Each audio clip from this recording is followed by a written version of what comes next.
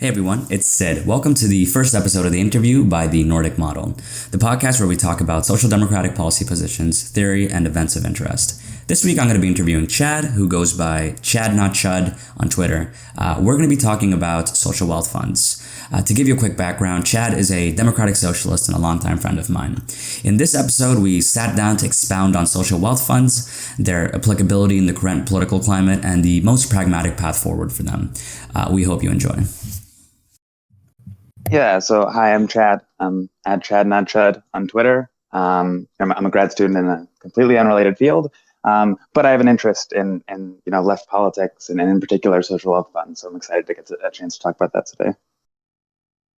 Excellent. All right, let's just get started. So I guess the primary question that we want to start off with is what are social wealth funds, and what do you see? What do you see as their role in combating certain problems that a country faces? Like, what are those problems, and how does it help abate them? Yeah, sure. So social wealth funds or they go by a number of different names: citizens' wealth funds, sovereign wealth funds, are all basically describe the same context. The same thing, but maybe used different depending on the context. And so basically, social wealth fund is a collectively held financial fund owned by the public and used to benefit society as a whole. So what this means is roughly the government owns financial assets and uses the income that those assets generate in order to do something good for the public. So in some countries, this means it's just used to fund the welfare state. This is what Norway does with its funds. Uh,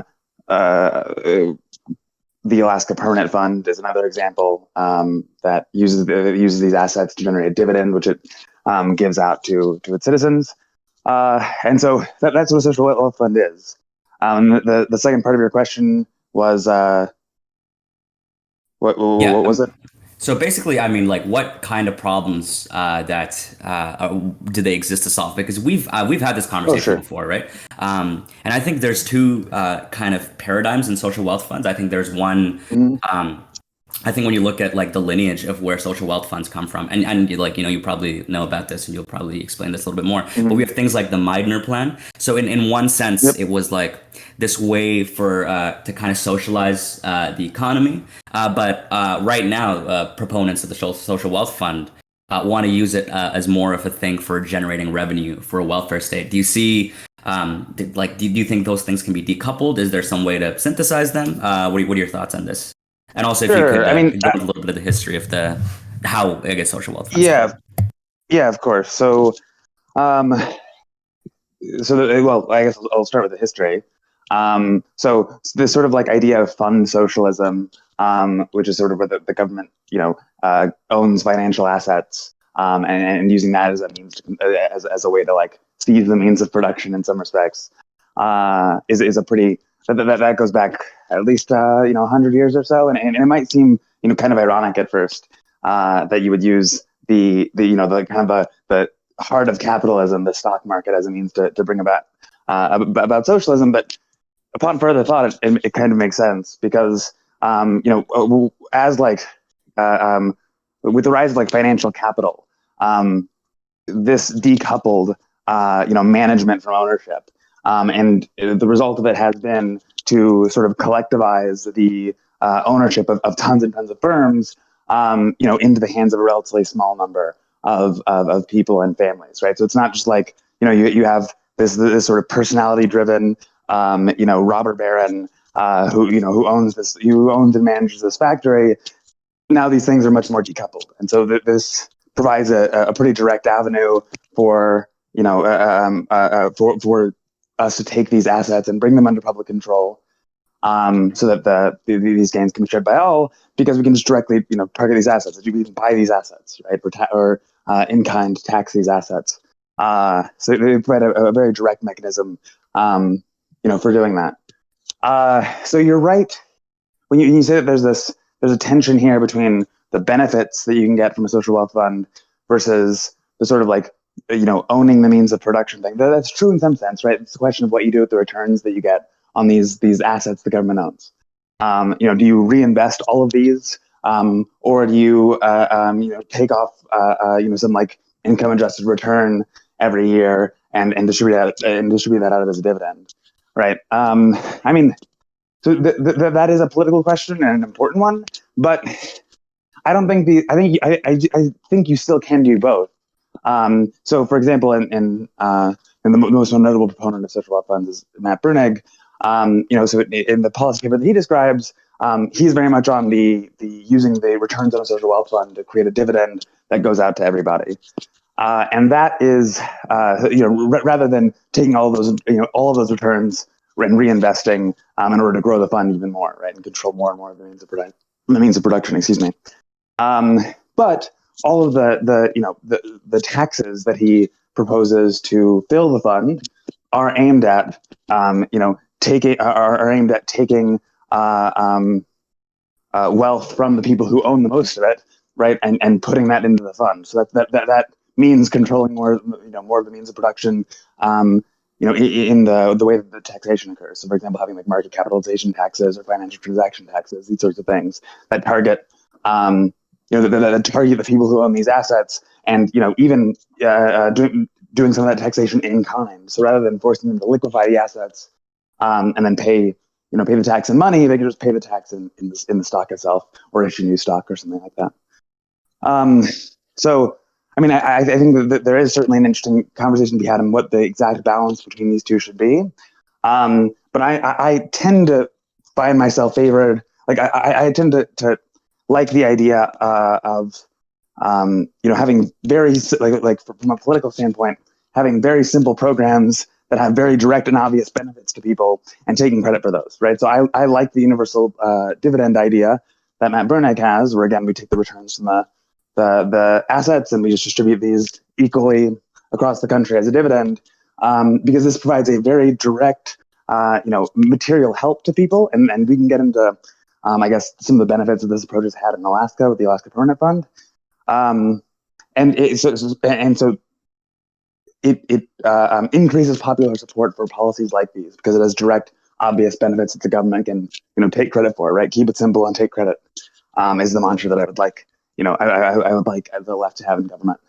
Does that sort of get at your question? Yeah, I think so. I think you're absolutely right. I think these two tendencies can be reconciled because it's not this kind of fund that's in stasis, but it's this dynamic thing that continues to grow over time as we find better ways to tax individuals, corporations, or whatever. And as we agree, there's an overwhelming amount of wealth disparity in the country. So I mean, if this is a mechanism to kind of equalize that playing field, putting more power into the hands of the people that don't own like capital goods and non-produced assets, I think that's an excellent thing. And I think I'm glad you brought up APF and like the Norwegian funds, because those are like two of the, I'd say, most successful kind of examples of social wealth funds. But a lot of the times, the criticism I hear from a lot of people that I talk to in real life when I explain the ideas of the social wealth fund is that the reason that Alaska and Norway are able to do this because they're like overwhelmingly rich in resources like oil and stuff. Do you think this is something that would only work in certain areas like that, or do you think it's doable despite Nathan? So I don't really understand this criticism. So it's true that you tend to see wealth funds crop up for a number of reasons. You especially find them in countries that are very oil rich, right? So Saudi Arabia has this would be maybe the semantic the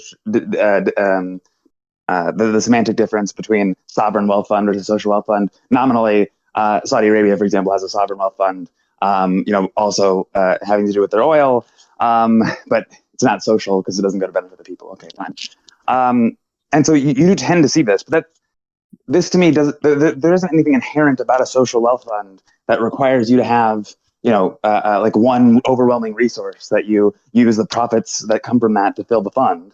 If you look at with Norway's funds, for example, Norway has two funds. They have one that's invested in their domestic economy and one that's invested in their global one.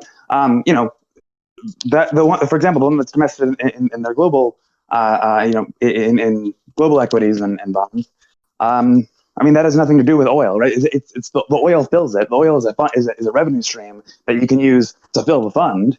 You use that money to buy assets. But I don't see any reason why that's like inherent. That just seems to make it easier if you have this one very obvious revenue stream that you could fill the fund with initially. But Norway's global fund doesn't per se, right? I mean, it's not invested in their own oil. It's not managing their own oil reserves. So I don't see any reason why these things have to be the same, other than having a resource maybe makes it easier or makes it more likely to get started organically. No, I agree. I think, even just going back to your earlier point, there's the kind of like taxation we can use to put assets into the social wealth fund. And, you're right that there's like a delineation between like sovereign wealth funds, but I like truly believe in Canada, we have the CPPIB, which is the biggest institutional investment bank in Canada, but it's funded entirely by payroll taxes, right? And that's kind of our pension system. And I think, if we can fund like one of the biggest investment banks in the country just through taxation, and it's like a sovereign wealth fund, I think that's a proof of concept for doing it without just having resources. And also other like resource-rich Scandinavian countries weren't able to replicate the success of Norway. I think, don't quote me on this, but I think like Netherlands, there was some curse with resources. I'm not too well read on this, but I think you're right. It doesn't specifically have to be from the plethora of resources in the country that fund it. So I think it leads into the next question. If I could jump in on the just make one quick comment on the Netherlands thing, which is that's true. So that there's something called Dutch disease, and I'm an economist, but it's basically a phenomenon that has to do with when a country like discovers a resource, like oil, for example. This can turn into a curse because it means like a bunch of foreign capital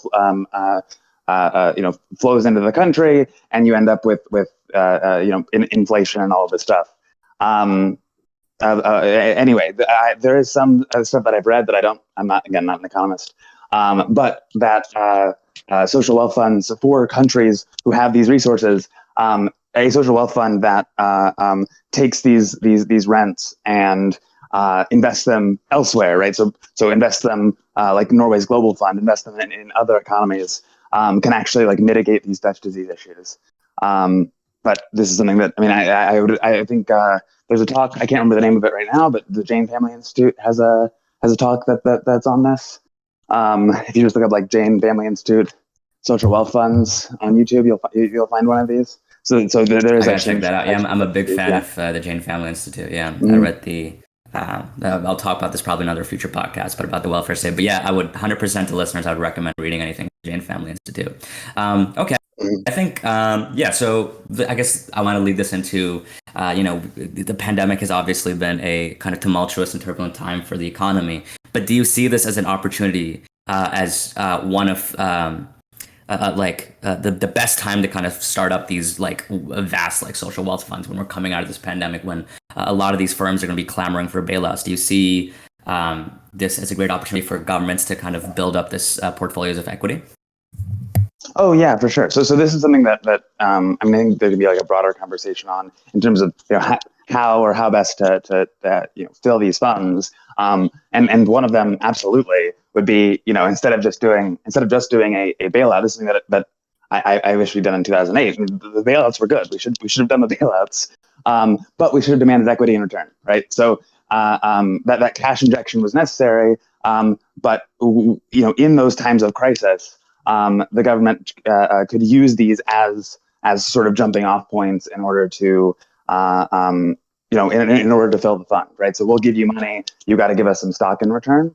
This seems to me to be, this seems to me to be almost obvious. And I think this is one of the things that, especially if I'm trying to talk to someone who isn't a socialist, isn't or whatever, and trying to sell them on social wealth funds. And social wealth funds, to be clear, I mean, you don't have to be a socialist for a social wealth fund.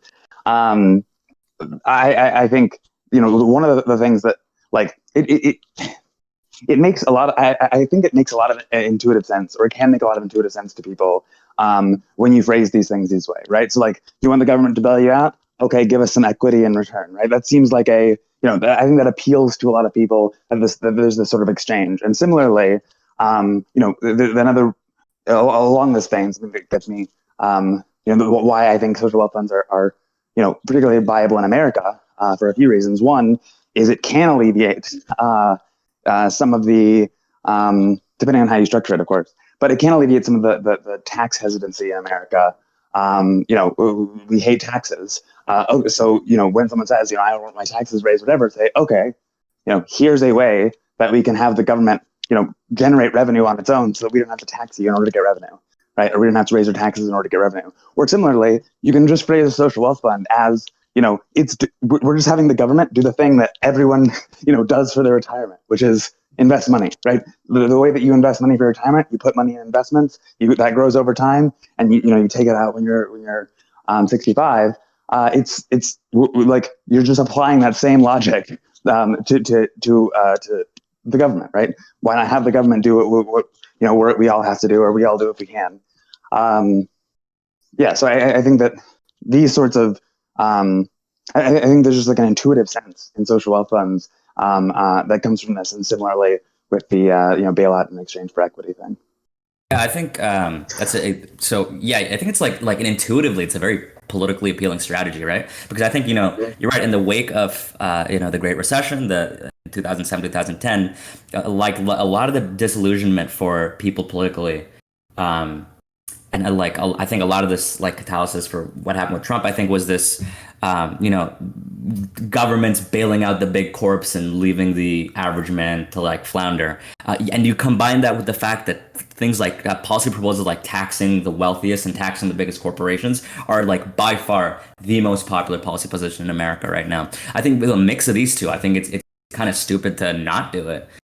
We should get things back in return for the helping out these companies in their time of need. On to the next thing. I think she said, you don't have to be a socialist to be into social wealth funds, but I think me and you, we consider ourselves socialists. Yeah.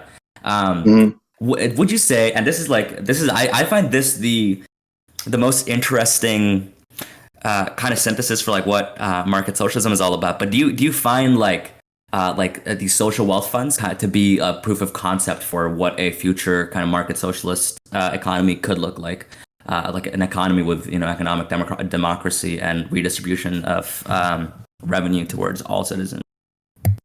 Yeah, of course. I mean, this is something that I think this speaks to kind of another benefit of social wealth funds, in the here and now. But it also, it would also be true for extrapolating out into the future as we grow these funds, right?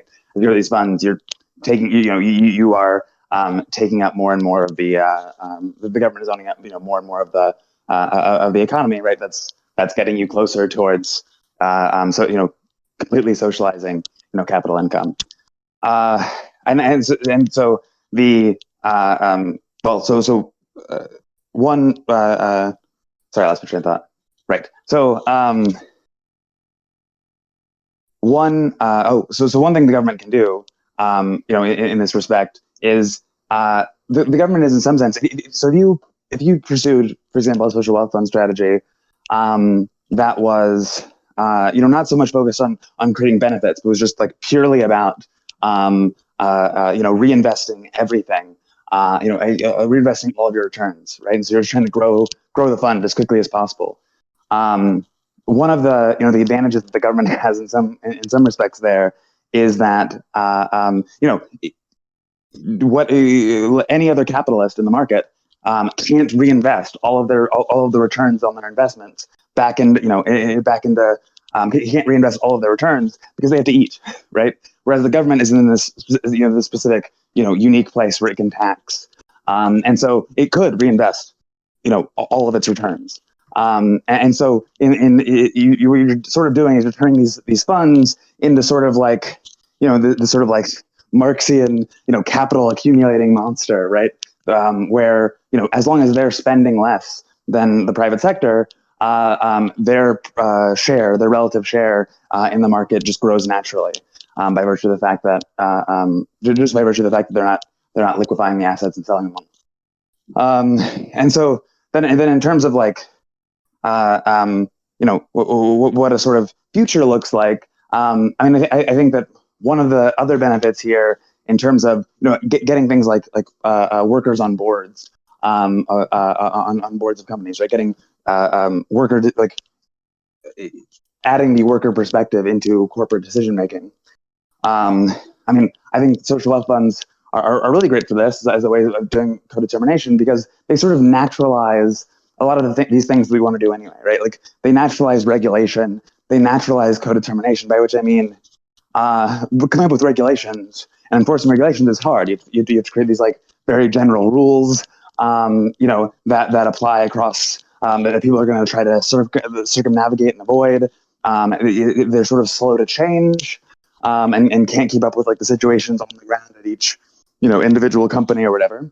But if you have a social wealth fund and you've got a big stake in this company, well, then you can enact those regulations on a much more individualized basis, because you own equity in the company, right? So you just vote certain ways. And, at the shareholders meeting, you put the right people that you want to enact these regulations, on the board.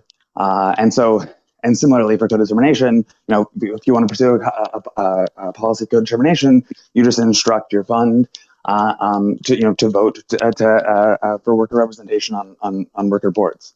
So I see social wealth funds particularly because they allow the government to control, to have a stake in big, in big companies, as a means of moving us into this direction where, we have investment socialized, and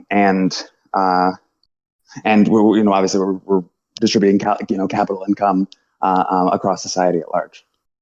Yeah, I think that's a good point. I think so. I think basically what I'm getting is that social wealth funds are probably one of the tools that we'd have in our catalog if we want to have like a truly democratized economy, right? But I think you're a big proponent of this. But if we want a truly like a model of true economic democracy, we also have to kind of socialize the lending and crediting institutions as a part of an economy, and kind of have a more democratic control of how capital is allotted to various firms. And I think this is maybe it's it's a part of the conversation about the wider kind of economic democracy that we want to see in a country. Do you want to talk about that a little bit, or is that off topic? You're talking about like the socialization of investment. I mean, obviously, that is obviously like a goal of socialists in general. In terms of how what that looks like exactly, I mean, there are a number of proposals. One would be like David Schweikert's, from his book After Capitalism, where he talks about basically. So he doesn't quite use a social wealth fund model. He is a kind of a worker cooperative model, although it ends up kind of being somewhat similar to a social wealth fund by different means. But anyway. Basically in his view, in his world, every firm pays a capital assets tax, back to the government, and the government uses these to fund investment, basically. And so the way that investing works in his model is basically something like, and I haven't this isn't something that I necessarily like refreshed myself on for this interview, but just my recollection is that roughly it looks like there's sort of like federalized, bank structure where there's sort of a national investment bank, that will allot some of some of its funds for its own investment projects, and the rest to be distributed to state level investment banks, and those would do the same, where they'd take some of the money off to themselves, for their own investment projects that for things at the state level, and then they would distribute the remaining money to municipal investment banks, and these municipal investment banks would be where you would go. It would be where you would go when you want to start a new business or something like that to get a loan of some kind. Now this isn't something that I'm super knowledgeable on, certainly, but that would be one proposal. How that works there. So I don't know. Does that kind of approximate your question? Yeah, I think so. Basically what I was getting at is, on one hand, we'll have, let's say, a social wealth fund, which is basically like a giant index fund that holds all the equity of like all corporations in the country. And on the other hand, we kind of have democratically governed banking and crediting institutions that hand out loans to these companies. So in a traditional, if you look at like, primarily through like an accounting lens, right? Let's say the value of your corporation is the amount of debts that you have plus the amount of equity, right? So if we have Yeah. the social wealth funds controlling all the equity and ownership of all the equity, and on the other hand, we have worker-owned, like socialized banking institutions that own the debt obligations of the country, we've effectively kind of socialized the economy in a very meaningful way, I think, what I was trying to get at. I would also recommend to anybody listening to check out the Schweikart model. And I think you have a good source on that I'll probably put in the link when I post this. Another question. This is a shorter summary. Yeah. So this is retreading back to previous territory. So you obviously know about the Meidner plan in Sweden that was supposed to kind of socialize the economy effectively. How do you see capital kind of fighting back? Because suffice to say that the Meidner plan did not end up working out. Right. The most excellent example of social wealth funds we have are in Norway, not Sweden. How do you think capital will try to protect its own interests? Well, sure. So it's probably first worth describing what the Meidner plan is, in case anyone listening doesn't, because I don't think we really described it. But roughly, the idea was that under the Meidner plan, at least as it was initially conceived, it sort of got watered down when it was implemented. But as it was initially conceived, Swedish companies would roughly speaking pay like a 20% tax on their profits. But that tax would be paid by issuing new shares to these sort of like regional sectoral funds. So they would issue equity to these funds, and of course, they're issuing new shares. So this is diluting the power of their existing shares, right, as they issue new ones, and that basically then these funds would the income will be generated using these income will be generated from these from these shares these fund owns, and all of that income would be used to buy more shares, basically. So the goal was after some amount of time you would have you have the whole economy socialized in this way. And so ultimately, this plan was sort of weakened, sort of watered down by the time it was passed, but it ultimately ended up failing because a conservative government got into power. Even he got into power and scrapped it, and even like ABBA, the band ABBA, was like super against it, and like held concerts, opposing this. And so a lot of this is at some point. You push capital far enough, and capital, fights back, and capital can fight back in a number of different ways. One would be sort of like an investment strike, something like this, or leaving the country, which I suppose is sort of the same thing. And so I think there are a number of things here. I think one that we should seriously consider, in terms of combating this, are capital controls. So ways that make it harder for you to just for like a rich person to just like up and leave, basically, with all of their money. Obviously they could leave, but basically we would take some of that money. And another, I think, is to sort of slowly build up these slowly build up ownership in these in these companies, so that over time the government has a stake here. So for every share the government buys up, you're weakening capital, in some sense, you're weakening other capital owners, the power that they have. And then, I think it's, building back up organized labor, right? So, that would be things like, just like short-term goals that would be passing whatever PRO Act, whatever bits of the PRO Act are make it into the reconciliation bill. That would be, ideally fully repealing the Taft-Hartley Act. That'd be like getting things like card check, these sorts of things to build back union power to where we have. I think Sweden at the time, when the Meidner plan was happening, we had like 80% unionized workforce, and we're sitting at like between, I think it's like 11% or something in the United States right now. Oh yeah, it's absolutely like pitiful. Yeah, you're right. Sweden had like extremely, it still does. It has extremely high kind of union density, and back then it did too. Yeah. Yeah, it's gone down. I think since the peak, in the 70s. Yeah, and they still have quite high union density. So it would be things like building back union density, and it would be ensuring like I think so much of this is just like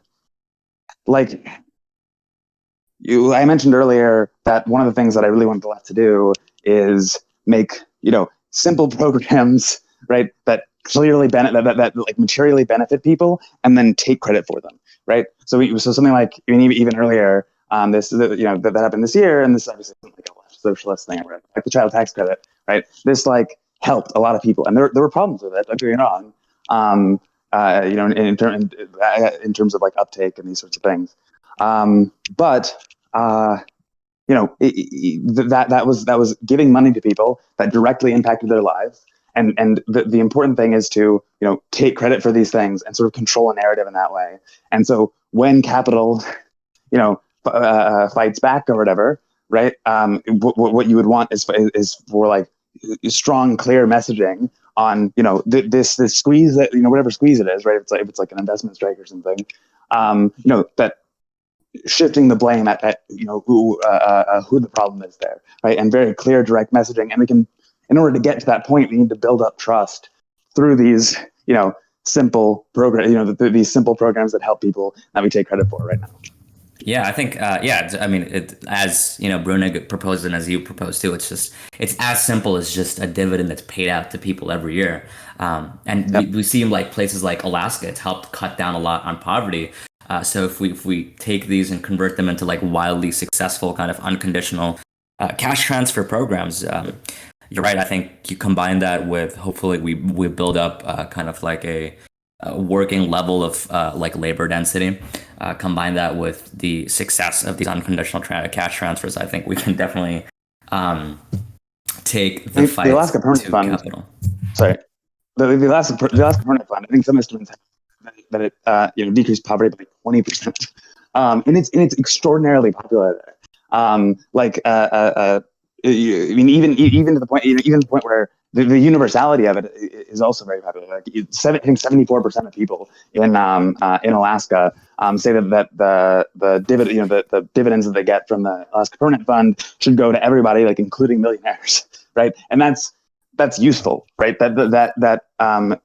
You think that this program is good and should be distributed to everyone in a universal way, I think like speaks to the strength of this program. And additionally, it's something like I can't remember the stats offhand, but in either case, it has widespread approval. Is the point at the end of the day that this and that's important, right, for building up trust in the government and building up trust in social programs. That's how, and to be clear, that's also how we get people to be okay with building with higher taxation. Absolutely. Is breaking out of this cycle of low public trust because poor public services, because we don't have the revenue to have really great universal programs. The way to fix that is, and I think, and this is actually something that I think the Social Wealth Fund can do, which is, there is low public trust, and so it's difficult. There's this huge tax hesitancy, and so we can use the Social Wealth Fund as a way to break that cycle, right? Because it's an alternative revenue stream that we can get. Obviously, we're still filling the fund through taxation, but it's not broad-based. It's taxation that mainly affects like very, very rich people or people who own a lot of assets. So. Yeah, and we know that broad-based taxation kind of like increases like the political shelf life of these kind of programs just because of how popular they are when they have like mass buy-in. But yeah, I mean, these all present like really incredible opportunities that we have for the future, and I think what limits us now is the kind of political will and the kind of political imagination that we have. I guess to go in that direction a little bit more, what do you see as like the kind of we've been talking a lot about the theory behind it, the motivations behind it, but like, what do you see as like the procedural way that we could go about getting this done? So like through how the U.S. Congress is right now, like how do you envision it working? Man. This is a tough one because it's hard to, with Manchin and Sinema, it's really hard to say. Yeah, I don't think we're getting it. I don't think we're going to get anything, any like big social wealth fund type thing, through this current Congress, right? Mm-hmm. So that like that is, I mean, obviously the quick and non-helpful answer is like get people elected who would support it. I mean, but I think one of the things that's really important, well, in the short term is stopping both the national level and at the municipal level, like us selling off, public lands. We're just going in the exact opposite, or public lands and resources, right? So going in the exact opposite direction of the government buying up more, more assets, stopping the flow of stopping the shrinking of assets owned by the U.S. government. And so, but like in terms of the long term, what it seems to me, like if you look at the popularity of like UBI, right? I think before the 2020 primaries, before Yang, that wasn't like no one. I don't think most people knew what it was, and if you said what it was, people would think you're kind of crazy. And so, I think what this will take is some candidate or something like this. Some candidate who runs and makes this like a big focus of their of their campaign, and brings widespread national attention to it. Like that is like the first step, is that most people don't know what a social wealth fund even is. And so before we can talk about like how we get it passed through Congress, it needs to have widespread popular support first, and it's just not there because people don't know what it is yet. Yeah, right? How do we imbue it into like our political consciousness, basically?